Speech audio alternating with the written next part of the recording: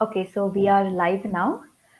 Good morning, everyone. Welcome to another session of Sustainable Saturday. I am your host, Sandra, and today we have with us Siddharth.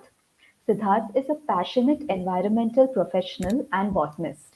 He is working as a general manager at Green Yatra with experience of 8 years of working in the field of climate change and which includes environmental conservation, environmental restoration, environmental education, afforestation, ecological restoration, water body restoration, etc. He has made 122 Miyawaki dense forests in India. He is passionate about urban biodiversity restoration. He was also recognized as Environmental Day Hero by United Nations Environmental Project, that is the UNEP, for his efforts in the fight to beat air pollution. Today, Siddharth will be talking to us about the secret life of plants, which sounds to me as a very interesting and rather curious topic. So, he will be sharing with us the hidden mysteries of these wonderful giants that we hold on our earth. So, over to you, Siddharth. Thank you, Sandra, for the introduction. So, good morning, friends. As a botanist, today's topic is one of my favorite topic because it's very interesting. And in this session, I will talk on how trees can communicate with each other and what is their defense mechanism, why they are producing a fruit, silent war between tree species, native versus non-native, along with some other points. So, Santa, I think we will keep this session mixed with Hindi and English so everyone can understand my point. Definitely. Okay, so let's start. So, I would like to start this session with one of most common misconception, that is, some trees can give 24 hours of oxygen. I think slide is not okay. Just a minute. Yeah. So many people says that some trees have a capacity to give 24 hours of oxygen. And when I am conducting the session or when I am meeting with various people, so most of the time लोग बोलते हैं कि people, word, तुलसी ऐसे जो trees होते हैं, plants होते हैं, they have capacity to produce 24 hours oxygen. But मैं मेरे viewer हमारे viewer को बताना चाहूँगा कि there is no any trees on this planet Earth who can give 24 hours of oxygen because oxygen generation is a process जिसमें photosynthesis होता है, प्लांट फोटोसिंथेसिस से उनका फूड बनाते हैं और as a waste product oxygen produce होता है. सो जस्ट एक मिनट में मैं आपको बताना चाहूंगा कि ऑक्सीजन जनरेट कैसा होता है. सो एक चीज तो क्लियर है कि इस अर्थ पे, इस धरती पे कोई भी ऐसा पेड़ नहीं है जो 24 आवर्स ऑक्सीजन हमें देता है. ये मिसकंसेप्शन बहुत सालों से चलते आ रहे हैं और हम सुनते आ रहे हैं, हम लोगों को सुनाते आ रहे हैं, but that is not true. So, photosynthesis is the process of converting light energy into the chemical energy. ये हमने मतलब बचपन से हम पढ़ते आ रहे हैं. आई थिंक 6th और 7th क्लास से हमें सिखाया जा रहा है कि what is a photosynthesis and how plant can make their food वगैरह वगैरह. सो सिंपल सा अगर लेमैन की लैंग्वेज में हम बोले तो फोटोसिंथेसिस एक प्रक्रिया है, एक प्रोसेस है जिसमें प्लांट्स सनलाइट, वाटर और कार्बन डाइऑक्साइड इन तीनों एलिमेंट के मदद से ग्लूकोज बनाता है, शुगर बनाता है या फिर उसका फूड बनाता है.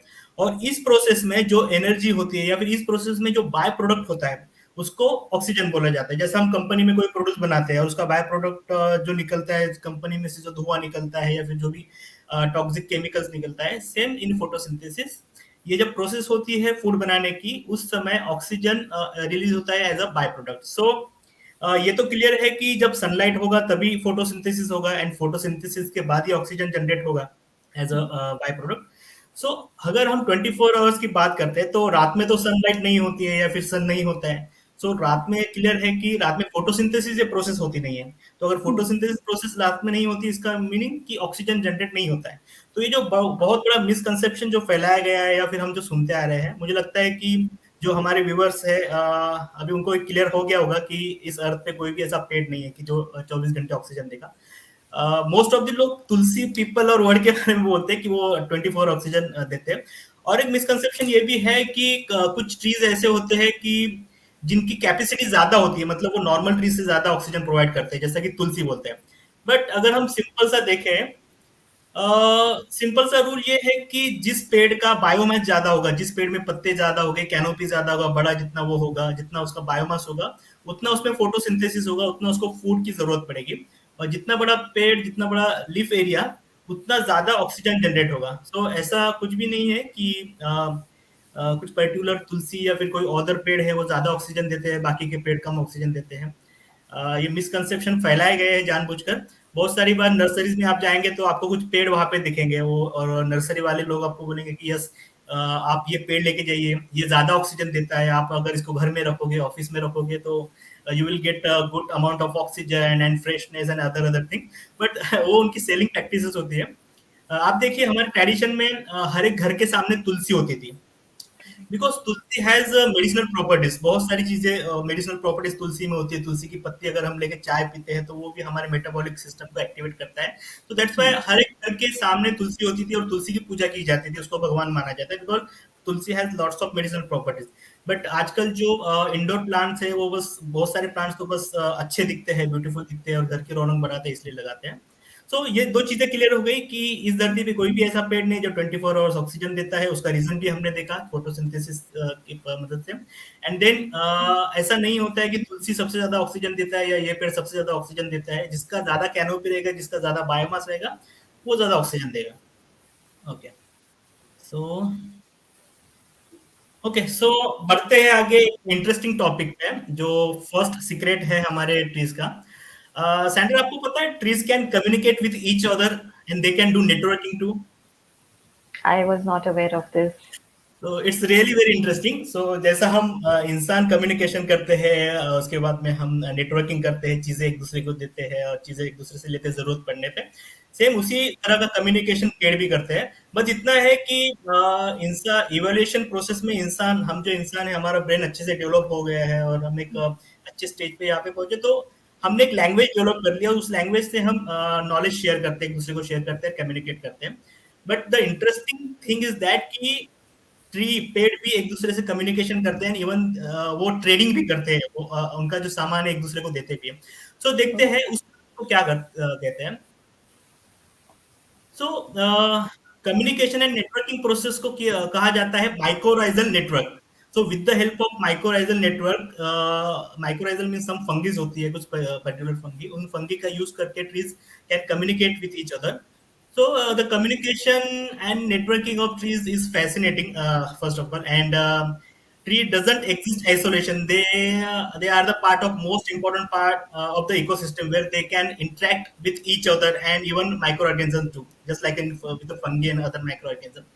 So trees communication is through underground network of fungi known as mycorrhizal network. So you can see here, here is a network of underground with between two trees we can see. So what is a mycorrhizal network? Mycorrhizal network are the symbiotic relationship between tree root and certain type of fungi. This network form a vast web interconnected thread called HEPA. जैसे हम देखते हैं कि internet की wire एक दूसरे से connect होती है, उसी प्रकार से जमीन के नीचे जो अलग अलग पेड़ होते हैं, उनके जो रूट्स होते हैं वो कनेक्टेड होते हैं एक दूसरे से with the help of fungus. Particular type के फंगस होते हैं जिसको माइक्रोराइजल नेटवर्क भी हम बोल सकते हैं। So, what is the use of mycorrhizal network and how mycorrhizal network helps to tree for communication and networking? So, through mycorrhizal network, the tree can exchange not only nutrient and water, but also they can exchange information and chemical signals. The communication system has several key functions, just like first and most important is the resource sharing. So trees that are connected through this mycorrhizal network can share nutrients such as the nitrogen, phosphorus, and other important element to support each other's growth and survival. And this is especially important for younger or weaker trees that might not have access of sufficient resources on their own. आपने देखा होगा कि जो घर में पेड़ लगाते हैं हम, या फिर जो एग्रीकल्चर में हम खेत में पेड़ लगाते हैं, सो एक पर्टिकुलर टाइम पे हम उनको वाटरिंग करते हैं, उनको न्यूट्रिएंट प्रोवाइड करते हैं, इंसेक्टिसाइड, पेस्टिसाइड, हर्बिसाइड, अलग अलग चीजें हम उसको देते हैं। बट आपने कभी सोचा कि जंगल में जाके कौन वाटरिंग करता है, जंगल में जाके कौन इंसेक्टिसाइड स्प्रेड करता है, जंगल में जाके कौन हर्बिसाइड स्प्रेड करता है? बट आपने ये भी देखा होगा, कभी आप जंगल घूमे हुए तो, कि जंगल में डिसीज जो होते हैं वो उसका जो परसेंटेज होता है वो बहुत कम होता है। मोस्ट ऑफ द जंगल आपको हेल्दी दिखेंगे, इसका एक one of the most important reason ये भी है कि जो कनेक्शंस होता है ट्रीज में, जो नेटवर्किंग होती है, उसकी वजह से हमें फॉरेस्ट, नेचुरल फॉरेस्ट जो है वो हेल्दी दिखाई देते हैं, बिकॉज ट्रीज एक दूसरे को सपोर्ट करते हैं with the help of nutrient exchange, water exchange and some other things also. Second जो यूज है माइक्रोराइजल नेटवर्क का, that is the chemical signalling. So when the trees is attacked by pest, it can release the specific chemical components into the air or into the soil.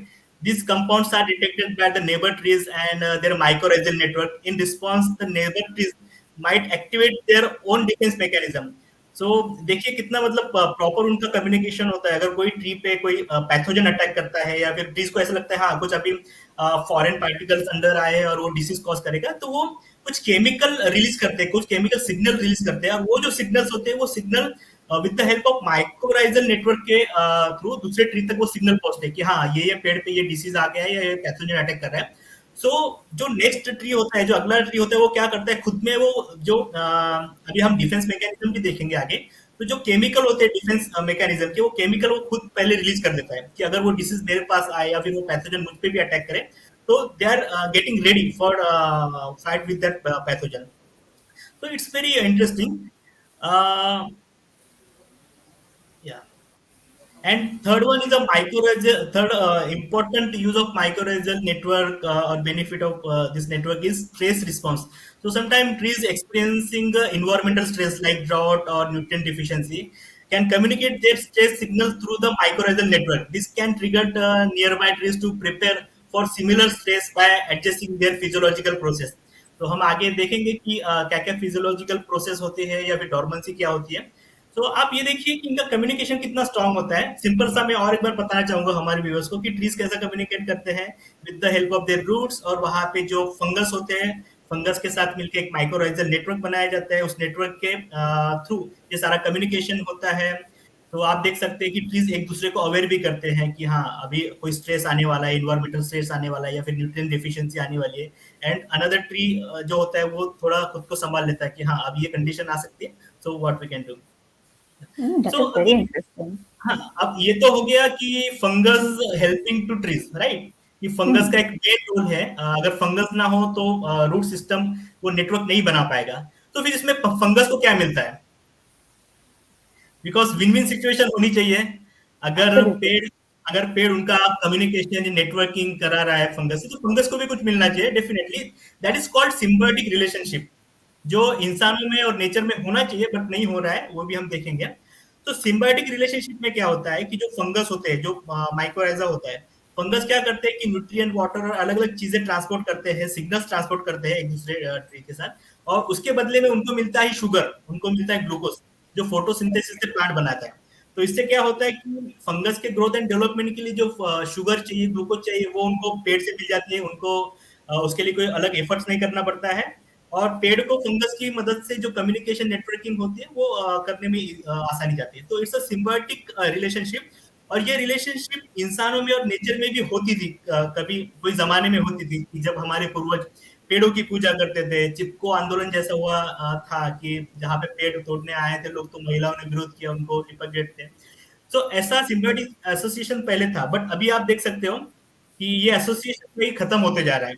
मतलब आजकल development के नाम पे हम trees काट रहे हैं, जंगल काट रहे हैं, जंगलों को आग लगा रहे हैं, बहुत सारी चीजें ऐसी कर रहे हैं कि जो आगे जाके हमारी नेक्स्ट जनरेशन के लिए बड़ी एक समस्या हो सकती है. तो बहुत सारे लोग बोलते हैं ना कि हमें इन्वायरमेंट को बचाना चाहिए, हमें इन्वायरमेंट को बचाने के लिए एक्टिविटी करनी चाहिए या स्टेप लेनी चाहिए. एक्चुअली हमें इन्वायरमेंट को बचाने के लिए नहीं, खुद को बचाने के लिए स्टेप लेनी चाहिए. बिकॉज अगर इन्वायरमेंट डैमेज होगा तो सबसे पहले हम इस पृथ्वी से हमारा जो एग्जिस्ट है वो खत्म हो जाएगा, जैसा डायनासोर का हुआ था. तो हम खुद को Absolutely. बचाने के लिए हमें इन्वायरमेंट को बचाना चाहिए. Correct. So this is a communication and networking system of trees. अब इसमें और एक इंटरेस्टिंग पॉइंट ये है कि जो जंगल में बड़े ट्रीज होते हैं, जो मदर ट्रीज होते हैं, जो वेल स्टैब्लिश होते हैं, तो ऐसा भी देखा गया है कि जो मदर ट्रीज होते हैं वो हेल्प करते हैं जो न्यूबॉर्न बेबीज होते हैं, न्यूबॉर्न ट्रीज होते हैं, या फिर जो वीकर ट्रीज होते हैं, उनको न्यूट्रिएंट प्रोवाइड करने में. So they can allocate more resources to the younger and enhancing their growth and survival chance of younger saplings, और जो डिसीज अफेक्टेड की तरफ जा रहे हैं या फिर जो डिसीज अफेक्टेड हुए हैं. तो mother nature and mother tree both are the important concept. तो फॉरेस्ट में आपने देखा होगा कि कोई ट्री आपको बहुत बड़ा दिख रहा है और उसके आजू बाजू के जो भी ट्रीज है आपको पूरे हेल्दी दिखेंगे, वहां पे कोई डिसीज नहीं रहेगा। तो दैट इज द रीजन कि वो मदर ट्री टेक केयर करता है बाकी के सराउंडिंग इकोसिस्टम में। यही रीजन है कि फॉरेस्ट में आपको डिसीज देखने को नहीं मिलेगा, इतना नहीं देखने को मिलेगा जितना हमें रेगुलर देखने को मिलता है। एंड द सेकेंड थिंग कि फॉरेस्ट के जो पेड़ होते हैं वो एक दूसरे को न्यूट्रिएंट प्रोवाइड करते हैं। जो पेड़ को, अगर किसी पेड़ को फास्फोरस चाहिए तो फास्फोरस, नाइट्रोजन चाहिए तो नाइट्रोजन, वो एक दूसरे को हेल्प करते हैं। पर अगर वही पेड़ अगर हम घर में लगाते हैं तो वो पेड़ इतना स्ट्रांग नहीं होगा जितना फॉरेस्ट के पेड़ हो गए। आपने देखा होगा घर में पेड़ लगाया तो उसको हमें प्रॉपर वाटरिंग करना है, न्यूट्रिशन देना है, उसको इंसेक्टिसाइड, पेस्टिसाइड, सारी चीजें देने हैं, बिकॉज उसके पास मदर ट्री नहीं है या फिर उसके पास अदर ट्री कनेक्शंस नहीं है कि जो उसको हेल्प कर पाए। उसको सारी चीजें खुद करनी पड़ती है। That's why Okay. फॉरेस्ट की जो इकोसिस्टम होती है वो बहुत ही स्ट्रांग होती है। They help to each other. हमें भी कुछ इनसे सीखना चाहिए इंसानों को कि कैसे हम दूसरों की हेल्प करें। अगर किसी के पास कोई चीज नहीं है तो हम उनको हेल्प डेफिनेटली कर सकते हैं। So yes, nature Absolutely. Nature बहुत सारी चीजें हमें सिखाता है, बट इतना है कि हम उसको किस वे से लेते हैं या फिर हमें सीखने की जरूरत लगती है नहीं। एक ओके, एक नजरिए से हम अगर देखने जाए और सीखने की कोशिश करें तब जाकर हम नेचर से एक्चुअली सीख पाएंगे राइट, हम। Right, absolutely right. इसके लिए हमें हमारे जो नैन चक्षु है वो खोलने होंगे और हमें एग्जैक्टली। पॉजिटिव वे में इंफॉर्मेशन या पॉजिटिव वे में जो हम चीजें देख रहे हैं उसको लेना होगा। या एग्जैक्टली। तो जैसा हमने देखा कि माइक्रोरेजल नेटवर्क सिम्बायोटिक रिलेशन होता है, रिसोर्स शेयरिंग करते हैं, इंफॉर्मेशन शेयरिंग करते हैं वो। तो या okay, so next interesting fact about defence mechanism. अभी देखो सैंड्रा, कल जाके हमें कुछ हो जाता है, सर्दी बुखार हो जाता है, तो हमारे पास ऑप्शन है, we can go with doctor, कोई एमबीबीएस डॉक्टर पकड़ के हम टैबलेट्स वगैरह लेंगे। तो that is our mechanism. But what about trees? उनके पास तो कोई डॉक्टर होता नहीं है, उनके कम्युनिटी में तो कोई डॉक्टर होता नहीं, सो वो उनका बचाव या उनका डिफेंस कैसा करते हैं वो देखते हैं। ये भी एक इंटरेस्टिंग टॉपिक है। And yeah, so trees have developed various different mechanisms to protect themselves from pests, disease, and environmental stress. So these defense mechanisms are example of how trees have evolved to survive in their ecosystem, in their very harsh ecosystem. So first defense mechanism is a physical defense. So you can see here, आपने देखा होगा कि there are lots of trees, उनको thorns होते हैं, spines होते हैं। आपने कभी सोचा कि what is the reason behind it? ये थॉर्न्स क्यों होते हैं, ये स्पाइन्स क्यों होते हैं, क्या ऐसी जरूरत पड़ती है? जैसा कि अगर हम सिंपल सा एग्जांपल लें कि जो हमारा बेर होता है, बेर का जो पेड़ होता है उसको भी कांटे होते हैं। हम्म। सो गुलाब होता है, उसको भी कांटे होते हैं, फ्लावरिंग प्लांट्स अगर हम ले तो कभी आपने सोचा है कि क्यों होते हैं? So there are two reasons behind this thorns and spines. First one is कि जो water loss है plants में का, वो water loss कम हो। और आपने देखा होगा कि मोस्ट ऑफ दी जो जीरोफाइटिक प्लांट्स होते हैं, कैक्टस की कैटेगरी वाले जो प्लांट्स होते हैं, उनमें आपको थॉर्न देखने को मिलेंगे। एंड सेकेंड होता है कि फिजिकल डिफेंस होता है कि कोई जंगली जानवर वहां पे आके डैमेज ना करे या फिर वो पेड़ के पत्ते ना खाए। तो ये एक मैकेनिज्म है पेड़ों का। Second one is a bark protection. आपने देखा होगा कि बहुत सारे ट्रीज ऐसे होते हैं, फॉर एग्जाम्पल नीम ही हम कंसिडर करते हैं कि उनकी जो बार्क होती है बहुत सॉलिड होती है, बहुत मोटी होती है। तो वो बार्क इतनी स्ट्रांग होती है कि उसके अंदर इन्फेक्शन होने के चांसेस कम होते हैं। तो आपने देखा होगा, and bark bark is nothing but of dead cells. जो भी पेड़ के डेड सेल्स होते हैं वो एज अ बार्क डेवलप हो जाते हैं पेड़ के आजू बाजू। तो ये भी एक डिफेंस मैकेनिज्म है। इस बार्क को क्रैक करके पैथोजन को अंदर एंट्री लेना ये थोड़ा डिफिकल्ट होता है। तो there are lots of tree जिनके बार्क मतलब अनबिलीवेबल होते हैं और उनको हम ये नहीं कर सकते हैं। Okay. Yeah. So, if we talk on a bark, bark is a thick or rough, can as a barrier against the pathogen and insects. Some trees shed their bark periodically or remove potential pest habitat.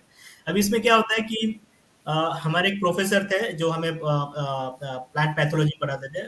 वो हमेशा हमसे बोलते थे कि इंसानों को लगता है कि we are very smart, but actually अगर हम नेचर में देखें तो बहुत सारे ऐसे जीव जंतु है, बहुत सारे ऐसे ट्रीज है जो ऑर्गेनिजम्स है, वो हमसे भी कहीं गुना स्मार्ट है। बस इतना है कि हमारे पास ब्रेन है, वी कैन कम्युनिकेट, हमने लैंग्वेज डेवलप कर दी।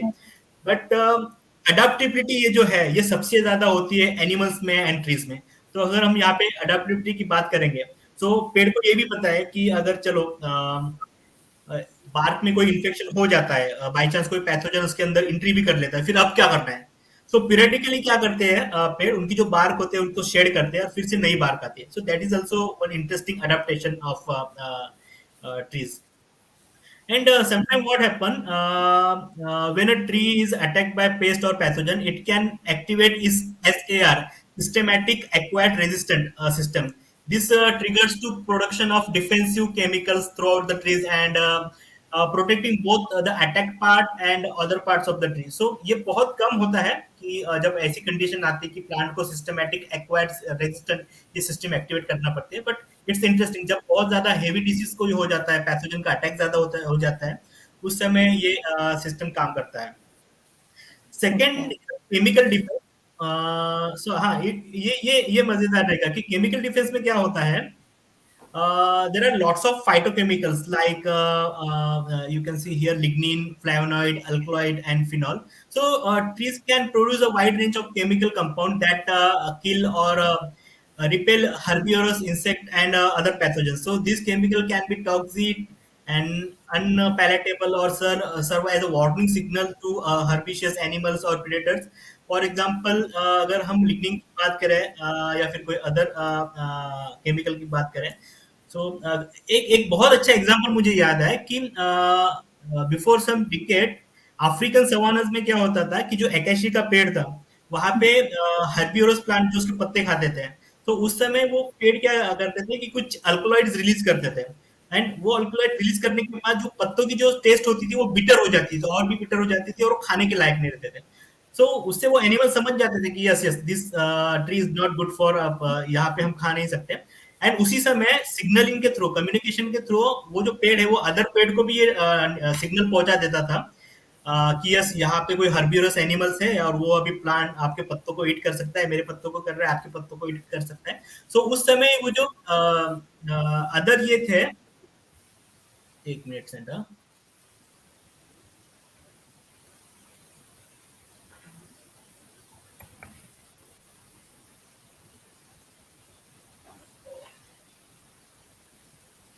या सो उस समय जो अदर पेड़ थे वो भी उस जो उनके पास जो अल्कलाइड या फिर जो भी केमिकल होते थे वो रिलीज करते थे उनके लीफ में। तो ये क्या होता था, फिर एनिमल को भी पता था कि हाँ अगर हम इस पेड़ को नहीं खा पाएंगे तो सराउंडिंग वाले 10-20 पेड़ या फिर आजू बाजू उस सराउंडिंग में जो भी पेड़ है उनको भी हम नहीं खा पाएंगे। तो उन्होंने भी ये समझ लिया था कि अभी हमें यहाँ से 100 माइल दूर या फिर 200 माइल दूर जाके ही अगला हमारा होस्ट आइडेंटिफाई करना पड़ेगा। सो ये एक इकोसिस्टम होता है, ये कम्युनिकेशन होता है। देखो इसमें कोई बात नहीं की गई है, सिर्फ सब सिग्नलिंग सब सिग्नल से चला है और आपका मैसेज प्रॉपर कन्वे हुआ है। Hmm. Then second is resins and sap. इसको हम डिंक बोल के भी खाते हैं, देखो इसके लड्डू वगैरह बनाए जाते हैं, आपने अगर कभी टेस्ट किए हो तो पेड़ के लड्डू बनाए जाते हैं। तो ये भी एक डिफेंस मैकेनिज्म है जिसमें ट्री क्या करता है कि कुछ ऐसे रेजिन्स और सैप सिक्रेट करता है कि जिससे पैथोजन को उसके प्लांट्स के अंदर, होस्ट के अंदर एंट्री करना मुश्किल हो जाता है। तो Okay. ऑल्सो इंटरेस्टिंग, बट इसका फायदा सबसे ज्यादा मुझे लगता है हम इंसान लेते हैं, क्योंकि इसमें रेजिन्स निकाल के हम लड्डू वगैरह बना के खाते हैं। सो ठीक है, that is also type of So activity. Siddharth, quick question. किस बेसिस पर डिसाइड करते हैं ट्रीज की हमें किस तरह का मैकेनिज्म यूज करना है, फिजिकल या chemical, is there any determining factor? Yes yes yes, अभी इसमें क्या होता है कि it's totally depend on the species to species, their environmental condition, their pathogen type, कौन से टाइप का पैथोजन उन पे अटैक करता है।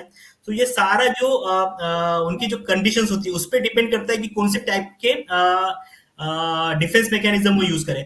फॉर एग्जांपल अगर हम देखें तो स्ट्रेस कंडीशन अगर हम देखें तो xerophytic, most of the xerophytic plant ये कहाँ पे आते हैं, अफ्रीकन सवानास में बोलो ये, या फिर रेगिस्तानी एरिया में। तो उनको पता है कि ये रेगिस्तानी एरिया है, यहाँ पे पानी की दिक्कत है, पानी यहाँ पे नहीं मिलेगा।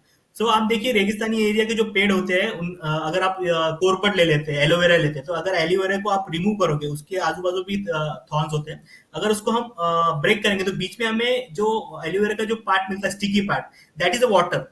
वो एलोवेरा ने क्या की, उस वाटर को कंडेंस फॉर्म में रखा है कि कंडेंस फॉर्म में रखेंगे तो क्या होगा कि उसका जो वाटर लॉस होगा वो बहुत मतलब ज्यादा नहीं होगा जितना होता है। तो अगर कोई पेड़ जीरोफाइटिक कैटेगरी का है और वो अगर रेगिस्तान में उग रहा है तो फिर वो वहां पे उसका डिफेंस मैकेनिज्म एज अ कांटे रखेगा या फिर उसका जो वाटर है उसको एज अ कंडेंस रखेगा। So it's depend on species to species, their location and actual condition and their pathogen type. इस पे ये डिपेंड करता है कि कौन से टाइप का मैकेनिज्म उनको यूज करना है। So one tree can give out like different sorts of yes, mechanisms. Yes, yes, yes, Oh, definitely, that is definitely, nice. Yes. जैसे आप अकेशिया देख लो, अकेशिया में आपको थॉर्न्स भी देखने को मिलेंगे Sounds, yes. और रेजिन्स भी देखने को मिलेंगे। दोनों चीज़ Yeah. वहाँ पे आपको देखने को मिलेगी, इवन उसमें बार्क भी होती है। Mm. So it's depend and क्या होता है ना, कुछ पेड़ अडॉप्ट बहुत अच्छी तरीके से हुए क्योंकि उनको पता है कि हाँ इस माध्यम से हम पे अटैक्स हो सकता है या फिर ये चीजें है जो हमें प्रॉब्लम दे सकती है, तो उन्होंने खुद को उस तरीके से मतलब ये कर लिया है, डेवलप कर लिया, अडॉप्ट कर लिया है खुद को। Very smart. हाँ, दे आर वेरी स्मार्ट, हमें लगता है कि हम स्मार्ट है but they are smarter than us. Okay, so next very interesting topic मैं आपको बताना चाहूंगा कि एलिलोपैथी। आपने कभी ये शब्द सुना होगा कि व्हाट इज एलिलोपैथी? अच्छा, आपने कभी ये देखा कि जैसा इंसान वॉर करते हैं, फर्स्ट वर्ल्ड वॉर हो गया, सेकेंड वर्ल्ड वॉर हो गया, वैसा जंगल में भी वॉर चलते रहता है, या पेड़ों में भी स्पेसिस टू स्पेसिस, अलग अलग स्पेसिस में वॉर होता है। Do you know about that? No. Yeah, yeah, so that concept called as allelopathy. अभी एलिलोपैथी में क्या होता है कि बहुत सारे ऐसे पेड़ होते हैं कि जिनको हम नॉन नेटिव पेड़ बोलते हैं, वो क्या करते हैं कि उनके सराउंडिंग में आजू बाजू जो पेड़ होते हैं उनको किल करना स्टार्ट करते हैं, बिकॉज उनका एम ये होता है कि बस मेरी कम्युनिटी, बस मेरे स्पीसीज के पेड़ ही यहाँ पे ग्रो हो, और आजू बाजू के जो पेड़ है उसको वो किल करते हैं, उसको बोलते हैं एलिलोपैथिक इफेक्ट। अभी अगर हम ग्लिरिसिडिया सेपियम लेते हैं, तो ग्लिरिसिडिया भी क्या करता है कि हवा में कुछ ऐसे केमिकल सब्सटेंस रिलीज करता है जिसकी वजह से आजू बाजू वाले जो पेड़ है उनका जो जर्मिनेशन है वो कम हो जाता है। सो Oh. डेफिनेटली अगर जर्मिनेशन कम होगा तो वहाँ पे पेड़ की कम्युनिटी खत्म हो जाएगी, और वहाँ पे ये जो पेड़ है, एलिलोपैथिक जो पेड़ है, वहाँ पे वो खुद सर्वाइव करेगा। अगर हम डेफिनेशन की बात करें, so allelopathic plants release harmful chemicals in order to kill their competitor plant. It's a definitely it's a survival game. सबको अपना अपना सर्वाइवल करना है, इसीलिए तो हम ग्रीन यात्रा में सबको सजेस्ट करते हैं, या फिर हम भी जो प्लांटेशन करते हैं वो बस नेटिव प्लांटेशन होता है, कोई भी नॉन नेटिव प्लांटेशन हम नहीं करते हैं, क्योंकि most of the non native जो स्पीसीज होती है वो इन्वेजिव होती है, एंड इन्वेजिव नेचर में वही होता है कि वो उसकी कम्युनिटी को बढ़ाने के लिए आजू बाजू की जो लोकल नेटिव कम्युनिटी होती है उसको किल करते चलते हैं। So Gliricidia is a good example. Another example is eucalyptus. So eucalyptus trees release volatile allochemicals into the air. These compounds inhibit the growth of other plants, especially nearby वाले जो पेड़ होते हैं, उनका जो ग्रोथ होता है या फिर उनका जो मेटाबॉलिक सिस्टम होता है उस पर अटैक करके ये कम होते हैं। सो हमने कभी आंखों से देखा नहीं है, हमने कभी ये देखा नहीं है कि ग्लिरिसिडिया ने कोई ऐसा केमिकल सिक्रेट किया है, या फिर यूकलिप्टस ट्रीज हमें आंखों से दिखता नहीं है, बट ये होते रहता है। जब भी हम जंगल में जाते हैं तो ये बायो वॉर चलते रहता है, एक तो जमीन के नीचे चलता है या फिर जमीन के ऊपर चलता है, बट ये हमें दिखता नहीं है। बट जो चीजें शांत दिखते हैं, हमें लगता है कि जंगल बहुत शांत है, पेड़ बहुत शांत है, अच्छे से बढ़ रहे हैं, बट वैसा नहीं होता है, उनमें एक बायो वॉर चलता है। सो इस बायोर में क्या होता है, जैसा कि एलिलोपैथिक इन्वॉल्व्स इन रिलीज सम केमिकल, उसको एलिलोकेमिकल्स बोला जाता है, जो कि सेकेंडरी मेटाबोलाइट्स होते हैं जो प्लांट खुद उनके बॉडी में प्रोड्यूस करते हैं। सो देर आर सेवरल वेज होते हैं कि जो अदर प्लांट होता है उसको किल करने के। सबसे पहले तो होता है जर्मिनेशन इनहिबिशन। तो जैसा हमने देखा कि ग्लिसिडिया जर्मिनेशन को इनहिबिट करता है, तो allelochemical can prevent the germination of seeds from the other plant species. This reduce competition of resources and space, giving the producing the competitive edges. अभी देखो कि सनलाइट, वाटर और न्यूट्रिएंट के कंपटीशन कम करने के लिए सबसे ज्यादा ये एलिलोपैथी जो एक्टिविटी है वो होती है। सेकेंड होता है कि रूट ग्रोथ इनहिबिटर। जैसा हमने देखा कि एलिलोकेमिकल्स जो होते हैं जर्मिनेशन को इनहिबिट करते हैं, वैसा वो रूट की जो ग्रोथ होती है अदर पेड़ के, तो उसको भी इनहिबिट करते हैं। आप इमेजिन कीजिए कि एक पेड़ ने कुछ केमिकल सिक्रेट किए, एलिलोपैथिक केमिकल सिक्रेट किए, और बाजू वाला जो पेड़ है उसके रूट्स ही ग्रो नहीं हो रहे because of that chemical. So definitely after some time वो जो पेड़ है या फिर वो जो कम्युनिटी है वो डिस्टर्ब हो जाएगी, मर जाएगी। So that is allelopathy in plant. So इस तरह से जंगल में और पेड़ों में बायो वॉर चलता है जो हमें पता भी नहीं होता है, बट जितने वो शांत दिखते हैं उतने वो शांत होते नहीं। डेफिनेटली सर्वाइवल करने के लिए, उनको खुद का एग्जिस्टेंस बनाने के लिए करना होता है, and that's why we should not plant any non native trees, because उनमें ही सबसे ज्यादा एलोलोपैथिक एक्टिविटीज देखने को हमें मिलती है। Okay. This is example of gliricidia. तो आई थिंक टाइम कम है तो इसको हम बाद में एक्सप्लेन करेंगे। Lantana camera is also very invasive species. So you can see here Dolonix regia and Butia monosperma. So Dolonix regia को हिंदी में मराठी में गुलमोहर बोला जाता है। So बहुत सारी जगह है कि जहाँ पे गुलमोहर को लगाया जाता है। इवन अगर आप मुंबई में देखो या औरंगाबाद में देखो तो बहुत सारे लोग गुलमोहर को प्रेफर करते हैं। वो इसलिए प्रेफर करते हैं क्योंकि इसका जो फ्लावर होता है बहुत सुंदर दिखता है, अट्रैक्टिव दिखता है। बट गुलमोहर ये इंडिया का नेटिव पेड़ नहीं है, ये मादागास्कर आइलैंड से आया है।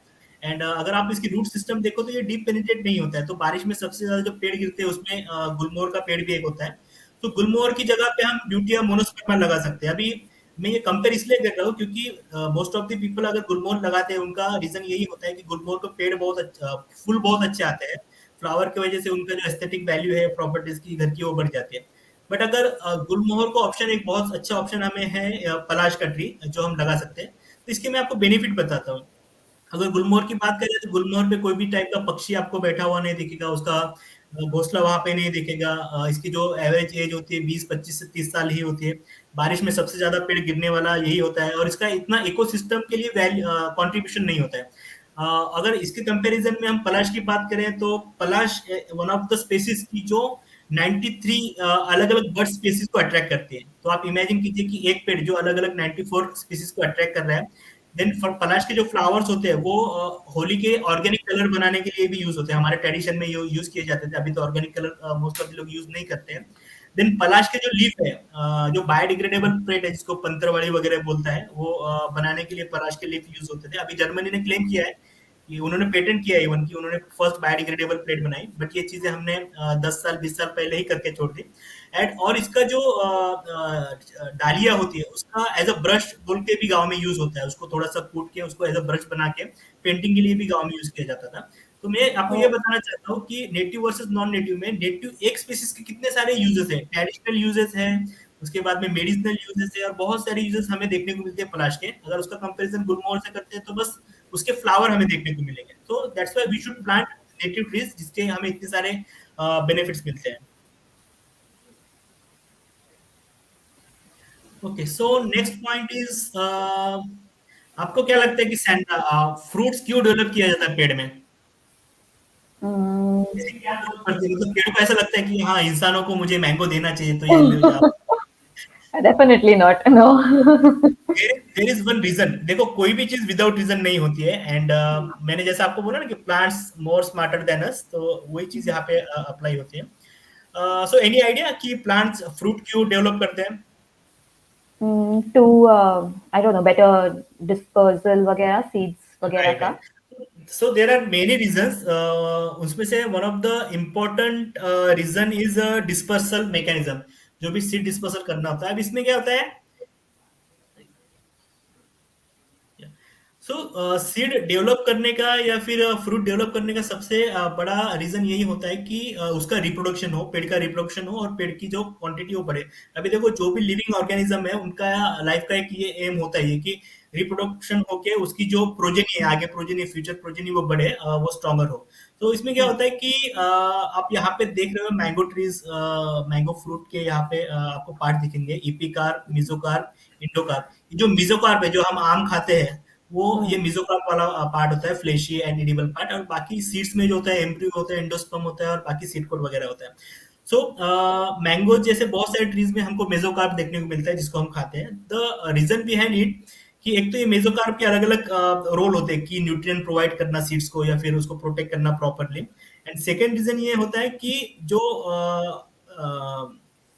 अगर पॉलिनेटर है या फिर जो मतलब लोग हैं, प्राणी है, पक्षी है, वो इस फ्रूट को खाए और इस फ्रूट के जो सीड्स है वो डिसमिनेट करे। तो आप इमेजिन कीजिए मैंगो जैसा जो सीड्स है वो हवा से उड़ के तो डिसमिनेट हो नहीं सकता या फिर वो पानी में बह के हो नहीं सकता। तो इसका डिसमिनेशन होने का, डिस्पर्सल होने का सबसे एक इम्पोर्टेंट वे यही है कि लोग इसको खाए या फिर पक्षी या फिर पशु या फिर जानवर इसको खा के एक जगह से दूसरी जगह लेके जाए। बट हम क्या करते हैं, आम खाने के बाद पैक करके डस्टबिन में फेंक देते हैं. मतलब जो मेन रीजन है पेड़ का कि आम प्रोवाइड हमें करना है, यही है कि आप उसके सीड्स लो, आम खाओ और उसके जो सीड्स है कहीं और पे डिस्पर्स करो, कहीं और उसको लगाओ। बट हम क्या करते हैं कि आम वगैरह खा लेते हैं और बाकी जो भी उसका सीड्स होता है उसको फेंक देते हैं। तो मुझे ऐसा लगता है कि जो भी फ्रूट्स हम खाते हैं या जो भी फल हम खाते हैं तो उसका सीड हमें प्रॉपर शो करना चाहिए। इससे हमें ही बेनिफिट मिलेगा।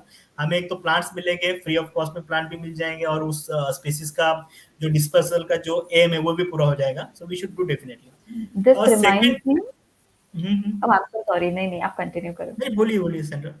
तो this reminds me of this one story. एक बार हम एक स्कूल गए थे एंड वहां पर बच्चों ने सारे व्हाट इज से कंपोस्टिंग के लिए सीड्स एंड जो भी कुछ ऑर्गेनिक वेस्ट था जमा करके रखा था, and because of space constraint वो सभी कुछ एक बैरल में कोने में रखा हुआ था।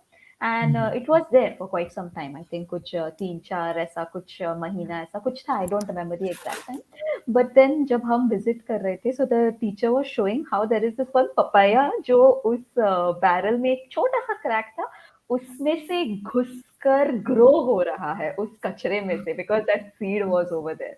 That seed somehow found its way to actually start growing, because उसको सब डेफिनेटली कुछ मिल गया है। And I mean that shows how much these seeds are like उनको उसका डेफिनेटली purpose है, वो ग्रो होना है, डिस्पर्स होना है। Struggle for existence. आपने ये भी देखा एग्जैक्टली। होगा कि जो बरगद के पेड़ है या फिर जो फाइकस स्पीसीज है वो तो मतलब कंक्रीट में भी आते हैं रोड साइड में, या फिर जो डेवलपमेंट के काम एग्जैक्टली। होते हैं वहां पे भी हमें देखने को मिल जाते हैं। किसी के घरों के छत पे भी वो हमें देखने को मिल जाते हैं, क्योंकि यही है कि स्ट्रगल करना पड़ता है हर एक जीव को, हर एक ऑर्गेनिज्म को एग्जिस्टेंस के लिए। तो वही यहाँ पे होता है। So the moral of this point is कि अगर आप कोई फ्रूट खा रहे हो तो उसका जो एम है पेड़ का फ्रूट प्रोड्यूस करने का या फिर आप तक पहुंचाने का, कि आप उसका जो सीड्स है वो डिस्ट्रीब्यूट करें कहीं और, वो सीड लगाए, और जो भी पेड़ का जो भी प्रोजीनी है वो आगे नेक्स्ट बढ़ाए। ओके, ये तो हो गया। चलो मैंगो हमें मिला, मैंगो अच्छा लगता है, टेस्ट अच्छा लगता है उसका, मैंगो मेसोकार्प हम खाते हैं और ये करते हैं। But what about other type of fruit या अदर टाइप ऑफ सीड जिसका मेसोकार्प नहीं होता है या जिसको हम खा नहीं सकते? सो अभी देखो, मैंगो के पेड़ को पता है कि मेरा जो डिसिमिनेशन है वो बस इंसान कर सकता है या फिर एनिमल कर सकता है। बट कुछ सीड्स ऐसे होते हैं उनको पता है कि इंसानों से हमारा कोई लेने देने नहीं है, वो तो एक तो हवा से डिसिमिनेट होते हैं या फिर वो वाटर से होते हैं। तो अगर आप ये सेकेंड वाला फोटो देखोगे तो यहाँ पे एयर जो है, air is playing important role to dissemination of this tree. So यहाँ पे इंसानों का कोई रोल नहीं, यहाँ पे पक्षियों का, प्राणी का कोई रोल नहीं। यहाँ पे बस जो अबायोटिक फैक्टर है हवा, वो हवा हेल्प कर रही है कि इसके सीड्स कहीं और लेके जाए। और बहुत सारे ऐसे सीड्स है जिसको फ्लाइंग सीड बोला जाता है। इवन अर्जुना का जो यस। सीड्स होता है अगर आप कभी देखोगे तो उसको विंग्स होते हैं। तो विंग्स यस। होने का रीजन वही होता है कि जब हवा है तो वो सीड्स एक जगह से दूसरी जगह से जाए। तो ऐसे मैकेनिज्म और अडेप्टेशन पेड़ों ने खुद में डेवलप किए हैं। और नेक्स्ट अडेप्टेशन इज, अभी अभी आपने देखा होगा कि there are different types of jungle forest exist in India. So जहाँ से मैं आता हूँ वहाँ पे ड्राई डिसीडियस फॉरेस्ट मिलने को मिल दिखता है मराठवाड़ा या फिर एमपी की तरफ। और अगर आप नॉर्थ की तरफ जाओगे या फिर केरला की तरफ जाओगे तो वहाँ पे आपको एवरग्रीन फॉरेस्ट देखने को मिलता है। तो क्या होता है कि पेड़ों ने खुद को उस इन्वायरमेंट के हिसाब से अडॉप्ट किया है। अभी ड्राई डिसीडियस फॉरेस्ट में क्या होता है कि पेड़ों को पता है कि समर टाइम में पानी की यहाँ पे बहुत दिक्कत होने वाली है, there will be no any water facility. तो वो क्या करते हैं कि उनके जो लीव्स होते हैं वो लीव्स को वो नीचे गिरा देते हैं, शेड कर देते हैं। हमें पता है कि जो वाटर लॉस होता है वो लीव से होता है। सो इस कंडीशन में ये पेड़ पूरे लीफ गिरा देते हैं। आप यहाँ पे देख रहे हो डेसिडियस फॉरेस्ट का जो हाल है कि कोई पत्ते नहीं है। और इस समय वो क्या करते हैं कि उनकी जो मेटाबॉलिक एक्टिविटीज वगैरह है, फिजियोलॉजिकल एक्टिविटीज है, उस एक्टिविटीज को भी थोड़ा स्लो डाउन कर लेते हैं। सो उससे क्या हो कि उनकी एनर्जी बचे, उनका वाटर बचे। क्यों? क्योंकि वहां पे उस एरिया में, सराउंडिंग एरिया में वाटर ही नहीं है।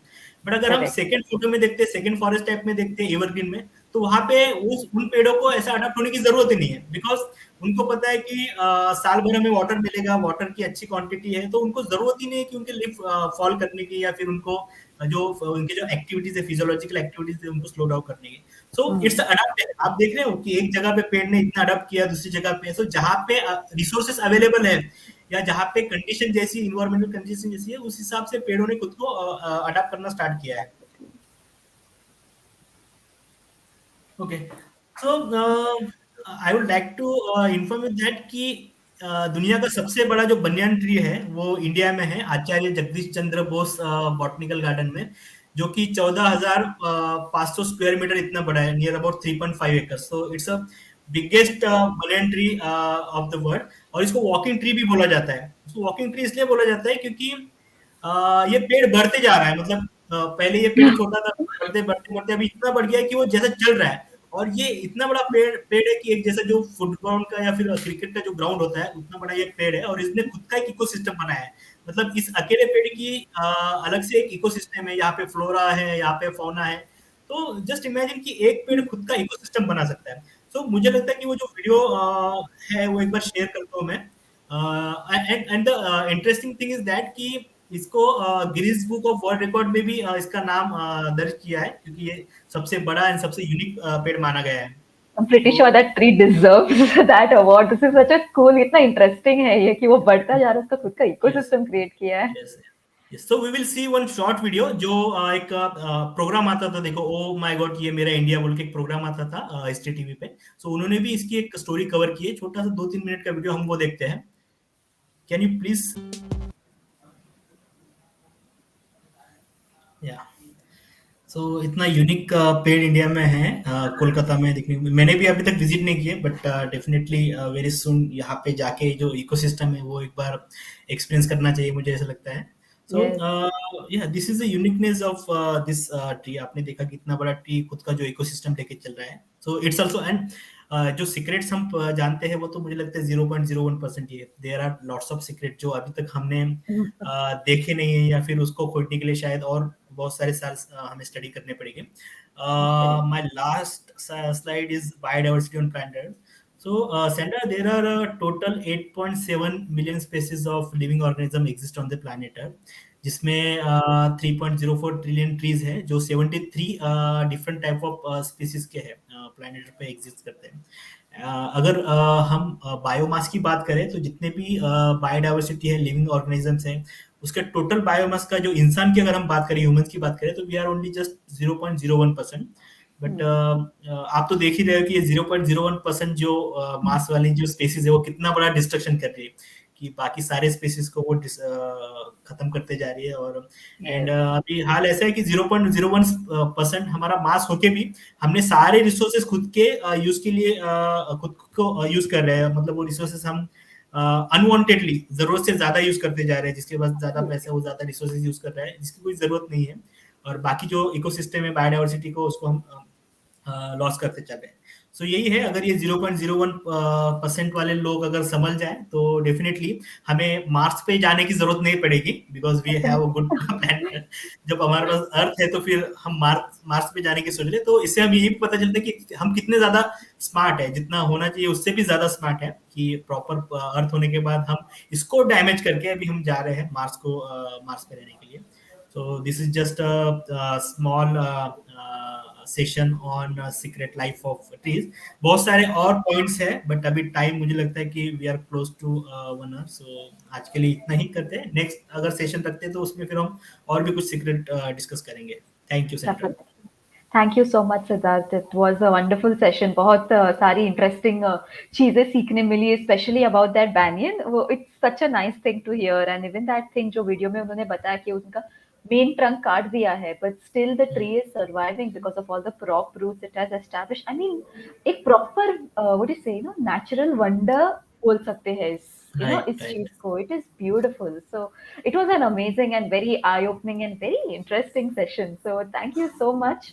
And thank you so much to all of our audience who have been here attending this session. And हम ये sessions हर Saturday करते हैं. So keep looking out for these sessions on our socials and hope to see you next Saturday. Bye bye. Bye.